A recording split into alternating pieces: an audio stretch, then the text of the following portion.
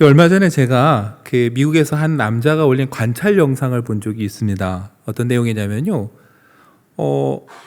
집 앞에 택배가 올 때마다 보니까 포장도 부서지고 물건도 파손될 때가 있는 거예요. 그래서 왜 그런가 해서 이제 카메라를 설치하고 지켜봤어요.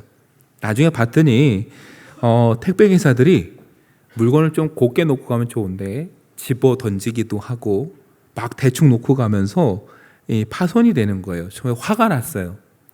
어떡할까 하다가 계속 영상을 지켜보는데 이 남자가 보니까 택배 기사들도 너무 지쳐 보이는 거예요. 그래서 이분이 어떤 실험을 했냐면은 화를 내는 대신 자기 현관 앞에다가 박스를 하나 갖다 놓고 그 안에 시원한 물과 쿠키를 담아두고 그 뚜껑에 써놨어요. 이 안에 있는 것들은 수고하시는 여러분들을 위해 준비한 것입니다. 택배 기사들이 처음에 보고 갸우뚱하다가 하나씩 먹기 시작하면서 시간이 흘렀어요.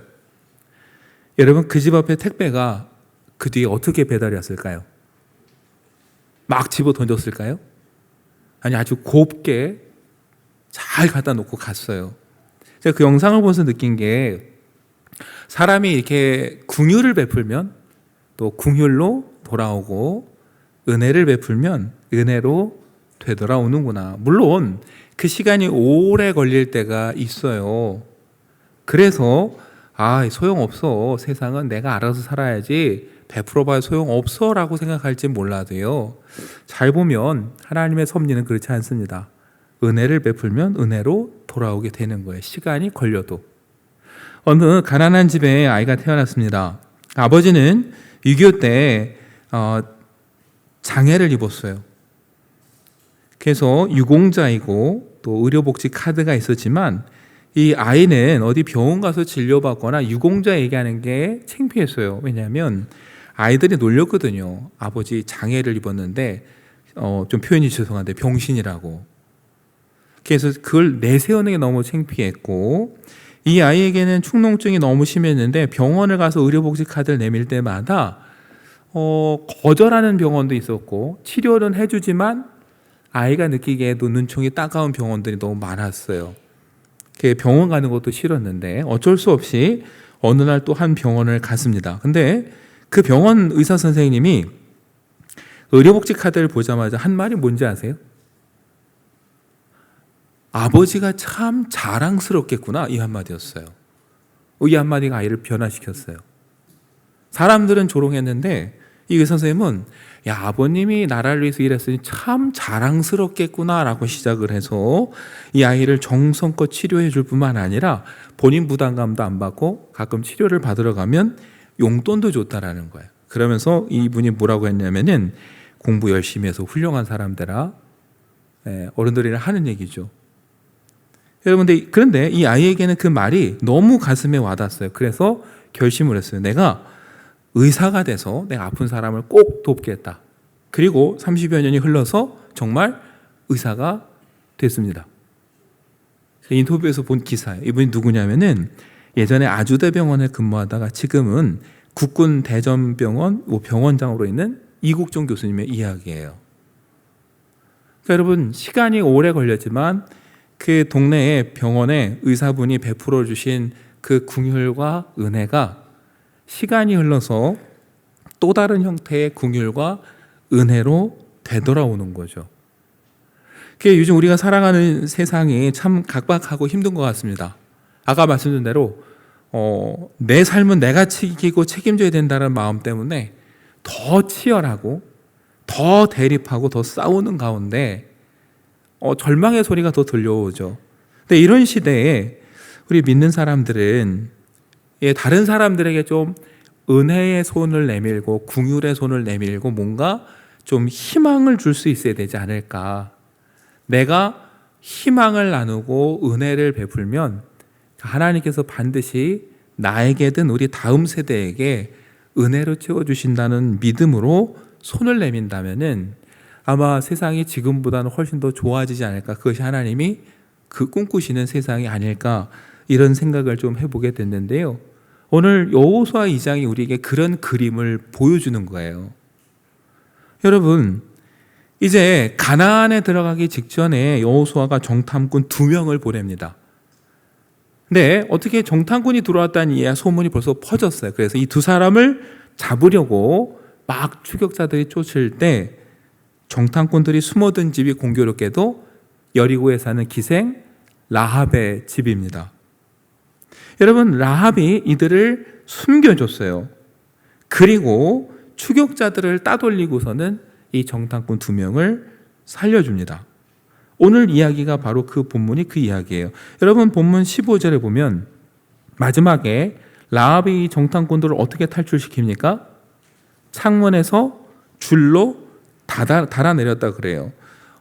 그렇겠죠, 여러분. 정탐꾼들이 들어왔다고 했으니 성문은 지키고 있을 거고 나갈 수가 없고, 마침 라합의 집이 성벽 위에 있었다 성경은 기록합니다. 그래서 창문에서 줄을 달아내려 이 정탐꾼들을 도망가게 한 거죠.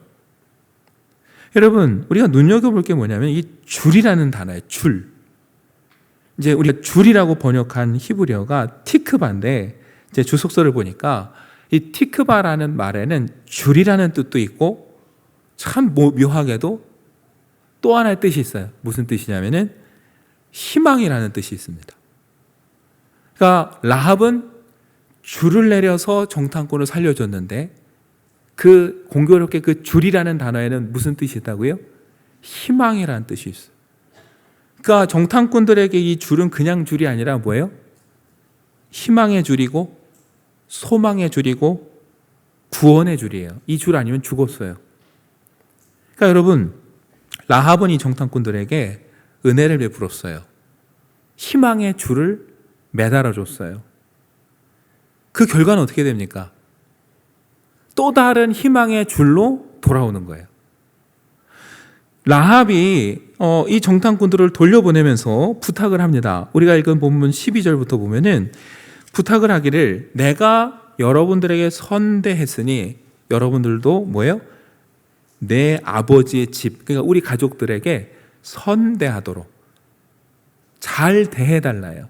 그러니까 여러분들이 여리고에 쳐들어올 때 죽음에서 우리 식구들을 건져달라 그러면서 하나님 앞에 맹세하고 나에게 증표를 보여주십시오. 이게 라합의 요청이었어요. 여러분, 정탐꾼들이 그 줄을 타고 내려가서 떠나면서 약속을 합니다. 여호수아 2장 18절에서 20절 보면은 그들이 이렇게 약속을 하죠. 우리가 이 땅에 들어올 때에 우리를 달아내린 창문에 이 붉은 줄을 매고 내 부모와 형제와 내 아버지의 가족을 다 네 집에 모으라. 누구든지 네 집 문을 나가서 거리로 가면 그의 피가 그의 머리로 돌아갈 것이요 우리는 허물이 없으리라. 그러나 누구든지 너와 함께 집에 있는 자에게 손을 대면 그의 피는 우리의 머리로 돌아오려니와 네가 우리의 이 일을 누설하면 네가 우리에게 서약하게 한 맹세에 대하여 우리에게 허물이 없으리라. 라합의 요구대로요, 이스라엘의 정탐꾼은 하나님 앞에 맹세합니다. 우리가 여기 들어올 때 반드시 너희 가족을 책임지겠다. 단 이 집에 꼭 같이 있어야지. 나가면 내가 책임 못 진다. 그러나 이 집에 있는 한 우리가 책임지겠다. 약속을 했어요. 그리고 라합이 요구한 증표를 주는데 그 증표가 뭡니까? 붉은 줄이에요. 우리를 달아내린 창문에 이 붉은 줄을 메워두면 다른 사람들이 와도 그 이야기를 전하겠죠. 그러면 저 집은 라합의 집이니까 건들지 마라. 다 아는 거예요.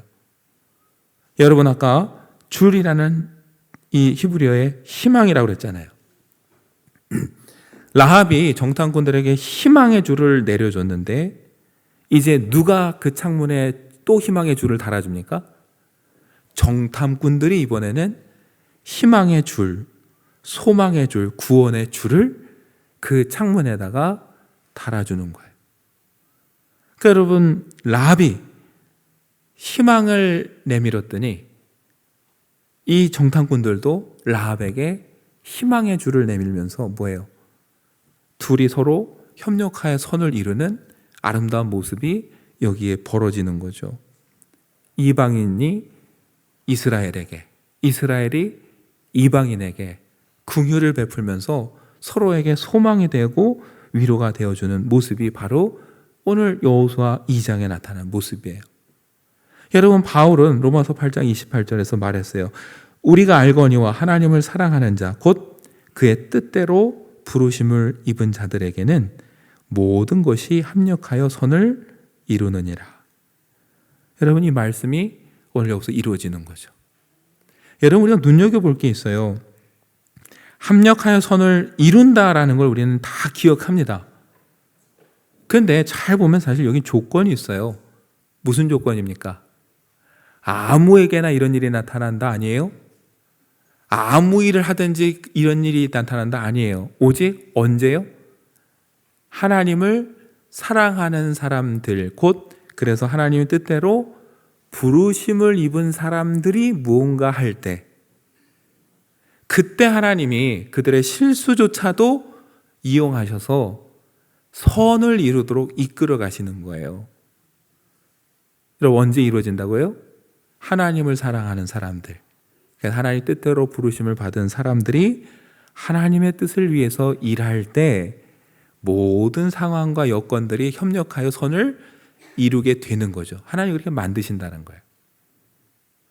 여러분, 오늘 여기 이 여호수아 2장에도 하나님을 사랑하고 하나님의 뜻대로 부르심을 받은 사람들이기 때문에 그게 서로에게 희망이 되고 모든 것들이 합력한 선을 이루게 되는 거예요. 이스라엘은 말할 것도 없죠. 근데 여러분, 라합은 그럼 과연 하나님을 믿고 경외하고 하나님을 사랑하느냐? 여러분, 9절부터 보시면 라합이 이렇게 말하죠. 여호와께서 이 땅을 너희에게 주신 줄을 내가 아노라 그랬어요. 참 놀라운 고백이에요. 이방인이 하나님을 알아요. 하나님의 뜻을 알아요. 여리고는 하나님께서 반드시 너희에게 주실 것이다. 그건 내가 안다. 솔직히 라합만 아는 게 아니라 뭐예요? 9절에 보시면 이 땅 주민들이 다 안다 그랬어요. 그래서 뭐예요? 너희 앞에서 간담이 녹나니 그랬어요. 간담이 녹는다고 표현했는데요. 이 말은 어떤 표현이냐면은 이 딱딱하게 굳었던 흙이 비가 갑자기 막 쏟아지면 어때요? 다 부서지고 흘러내리고 미끄러져 쓸려가듯이 그렇게 녹는다는 표현이에요. 그러니까 단단하게 굳은 여리고 사람들의 마음이 지금 하나님을 알게 되면서 두려움에 녹아내리기 시작하는, 다 깨지기 시작하는 거죠. 여러분, 라합은 그 하나님을 향한 두려움을 넘어서서 그 하나님에 대한 경외심을 가져요.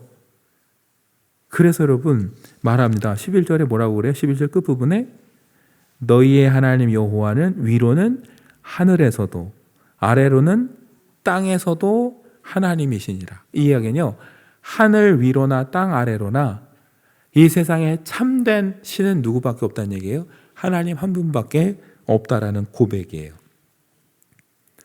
여러분, 참 놀라운 고백 아니에요? 그러니까 여러분, 라합은 그냥 구해주는 게 아니에요. 정탐꾼들을 이미 하나님을 알고 하나님의 뜻을 알아서 그 뜻이 이루어지도록 이 정탐꾼을 도운 거예요. 정탐꾼도 당연히 하나님의 뜻을 이루기 위해서 지금 이 일을 하고 있고요.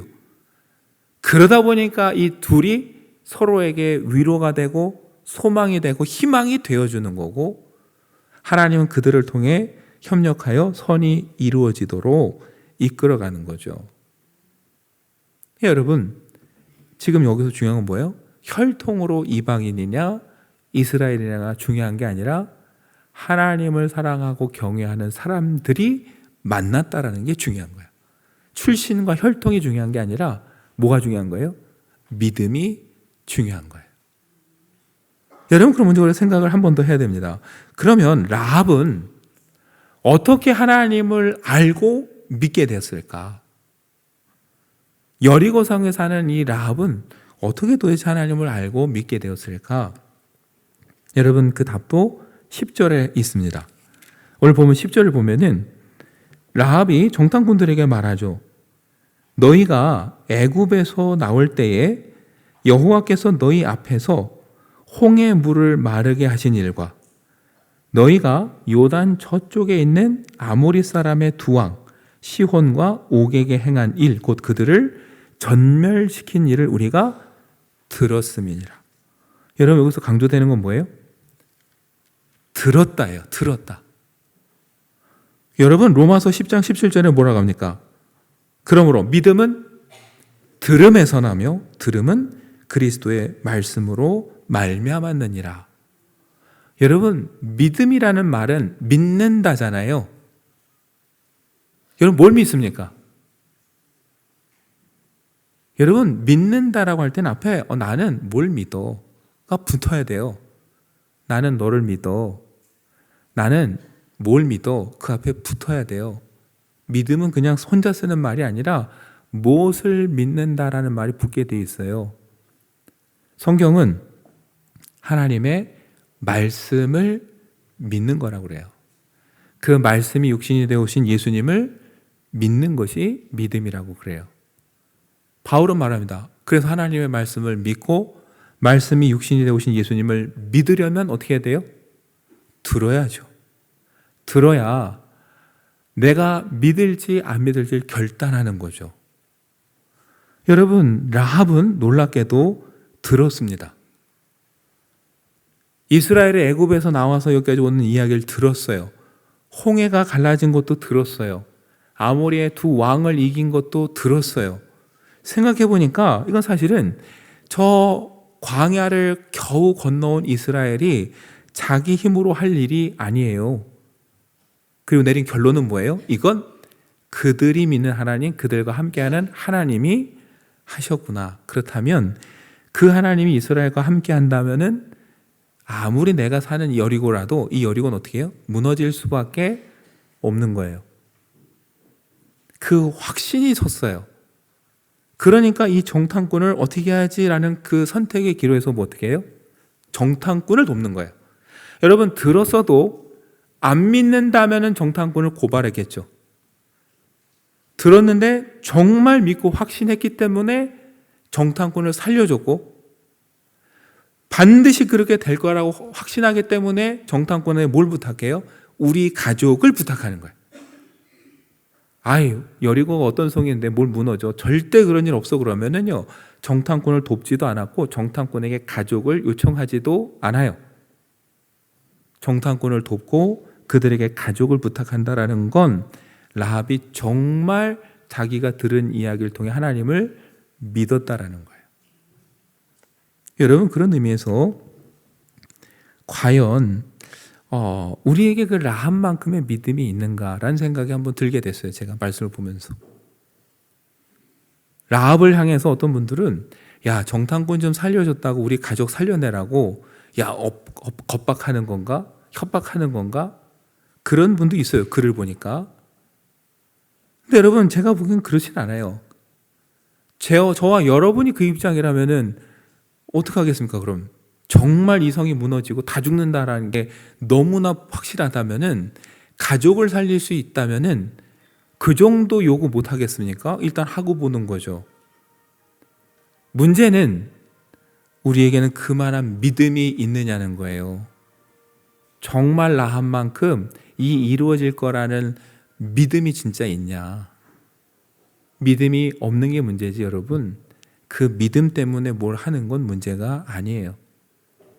라합은 오늘 우리에게 그걸 보여줍니다. 라합은 이방인입니다. 여리고에서는 이방인인데요, 이방인 중에서도 그렇다고 학식이 있느냐, 사회적 지위가 있느냐? 아니에요. 천대받던 기생 라합이에요. 여러분, 근데 참 묘하게도 그 여인의 입을 통해서 믿음의 고백이 나왔어요. 위로는 하늘에서도 아래로는 땅에서도 하나님이시라. 여러분, 이 고백을 성경의 앞부분에 가면 누가 했는지 아세요? 똑같은 고백을 모세가 했습니다. 신명기 4장 39절에 보면 모세가 이스라엘 백성을 앉혀놓고 얘기를 해요. 너는 오늘 위로 하늘에나 아래로 땅에 오직 여호와는 하나님이시요 다른 신이 없는 줄을 알아 명심하고 오늘 내가 내게 명령하는 여호와의 규례와 명령을 지키라. 이게 누가 한 얘기예요? 모세가 한 이야기예요. 하나님은 한 분밖에 없으니까 그분의 명령과 규례를 지키라. 이게 유언이었어요. 그런데 여러분, 정작 그 후손은 어떻습니까? 정탐꾼을 보냈더니 정탐꾼들이 와서 뭐라고 그래요? 우린 올라가면 집니다. 우린 메뚜기 같습니다. 우린 안 됩니다. 그 소리만 했어요. 그래서 광야를 40년 돌았어요. 그런데 오늘 여리고성에 사는 기생 라합이 뭐라고 고백해요? 여호와는 한 분이라고. 여러분, 그 결과 라합은 정탐꾼에게 희망의 줄을 내려줬을 뿐만 아니라 자기 가족에게도 희망의 줄을 내려줬고요. 더 큰 영광은 뭡니까? 자신의 이름이 영원히 기록에 남게 된 거예요. 마태복음 1장 5절과 6절을 보면요. 살몬은 라합에게서 보아스를 낳고 보아스는 루색에서 오벳을 낳고 오벳은 이새를 낳고 이새는 다윗 왕을 낳으니라.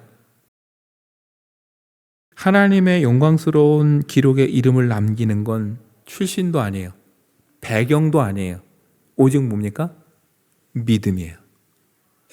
라합은 믿음으로 행동했고 믿음으로 희망의 줄을 내려줬고 그랬더니 그의 가족들에게도 희망의 줄이 내려줬고 그 결과 그의 이름이 영광스럽게 기록에 남게 되었습니다.